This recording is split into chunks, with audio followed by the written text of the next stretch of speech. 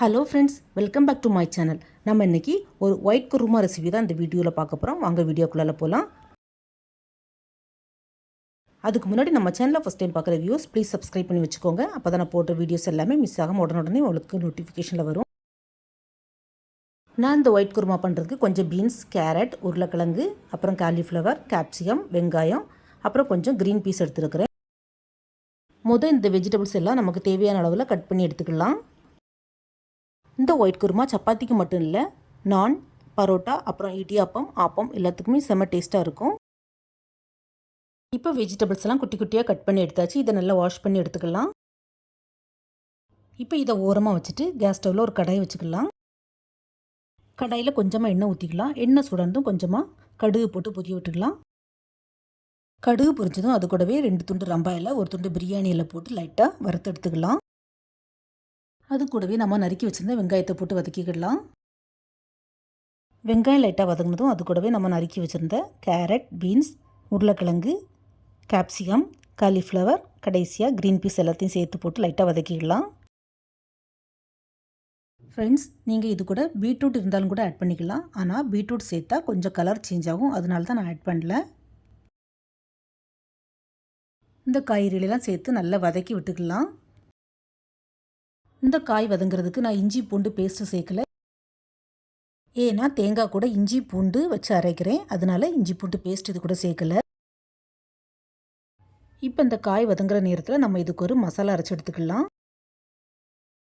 இப்போ ஒரு பிளெண்டர் அல்லது மிக்ஸி ஜார் எடுத்துக்கலாம். அதில் கொஞ்சம் துருவின தேங்காய், ஒரு 4-5 பல் பூண்டு, ஒரு துண்டு இஞ்சி, 2 to 3 பச்சை மிளகா, காரம் உங்கள் தேவைக்கு தக்கன ஆட் பண்ணிக்கோங்க.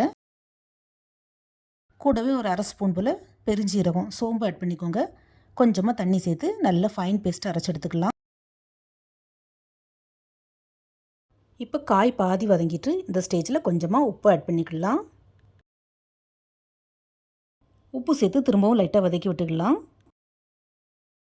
தேங்காவை இந்த மாதிரி தண்ணி சேர்த்து நல்லா ஃபைன் பேஸ்ட்டாக அரைச்சி எடுத்துக்கிடணும். ஃப்ரெண்ட்ஸ், இந்த கிரேவி கொஞ்சம் திக்காக உங்களுக்கு ரிச்சாக வேணும்னா இது கூட கொஞ்சம் கேஷ்யூ அல்லது பாதாம், அதாவது பாதாமை ஊற வச்சு தோல் எடுத்துட்டு பாதாமையும் சேர்த்து அரைச்சி எடுத்துக்கலாம்.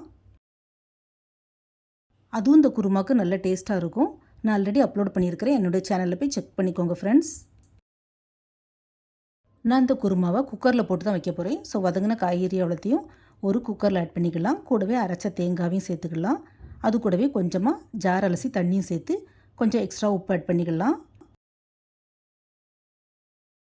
அதே மாதிரி இந்த குருமாவுக்கு மசாலா ஆட் பண்ணணும், அதாவது கரம் மசாலா அல்லது இறைச்சி மசாலா போட்டுக்கலாம். நான் இன்றைக்கி இந்த குருமாவுக்கு கரம் மசாலா எதுவும் ஆட் பண்ணலை. அதுக்கு பதிலாக இந்த மேஜிக் க்யூப் மசாலா யூஸ் பண்ணுறேன். இது ஆக்சுவலாக நான் டிமார்ட்டில் வாங்கினேன். ஒரு பாக்கெட்டில் பார்த்திங்கன்னா ஒரு 10 இந்த மாதிரி குட்டி குட்டி ஷேஷஸ் கிடக்குது. இந்த மேஜிக் க்யூப் மசாலா புலாவ், பிரியாணி, அப்புறம் இந்த மாதிரி குருமாக்கெல்லாம் யூஸ் பண்ணலாம். செம்ம டேஸ்ட்டாக இருக்குது. நீங்களும் உங்களுக்கு கிடச்சுன்னா வாங்கி கண்டிப்பாக யூஸ் பண்ணி பாருங்கள். டேஸ்ட்டு செம்மையாக இருக்குது. பட் ஆன்லைனில் கிடைக்குமான்னு தெரியல. ஒரு குட்டி ஷேஷே கூட நமக்கு 2 டைம்ஸ் யூஸ் பண்ணலாம். அது கூடவே கொஞ்சமாக கஸ்தூரி மேத்தியும் சேர்த்து நல்லா மிக்ஸ் பண்ணி விட்டுக்கலாம். இப்போ குக்கரை மூடி வச்சு ஒரு 2 to 3 விசில் விட்டு எடுத்தாலே போதும். இந்த குருமா விசில் விடும்போதே 8 வீடு மணக்கும், அந்த அளவுக்கு நல்ல அரோமேட்டிக்காக இருக்கும். ஃப்ரெண்ட்ஸ், நீங்களும் இந்த வீடியோவை பார்த்ததோடு விடாமல் கண்டிப்பாக மறக்காமல் வீட்டில் ட்ரை பண்ணி பாருங்கள். உங்களுக்கும் எல்லாருக்கும் பிடிக்கும். அதே மாதிரி இந்த குருமா பண்ணுறது ரொம்பவே ஈஸி, சின்ன குழந்தைங்க வரை ட்ரை பண்ணலாம். உங்கள் வீட்டில் எல்லா வெஜிடபிள்ஸும் அவைலபிளாக இல்லைன்னா வெறும் உருளைக்கிழங்கு போட்டு கூட ட்ரை பண்ணலாம். அதுவுமே நல்லா தான் இருக்கும். பாருங்கள், 1 pot ஒயிட் குருமா கம கமன் சூப்பராக ரெடி ஆகிட்டு சுட சுட சர்வ் பண்ண வேண்டியதான். நான் இன்றைக்கி சப்பாத்தி கூட தான் ட்ரை பண்ண போகிறேன். நீங்களும் வீட்டில் மறக்காமல் ட்ரை பண்ணி பார்த்து எப்படி வந்ததுன்னு உங்களுடைய ஃபீட்பேக்கை மறக்காமல் ஷேர் பண்ணுங்கள். இந்த வீடியோ பிடிச்சிருந்தா நம்ம channel like, share and subscribe பண்ணுங்கள். தேங்க்ஸ் ஃபார் வாட்சிங். See you soon in the next video. Bye.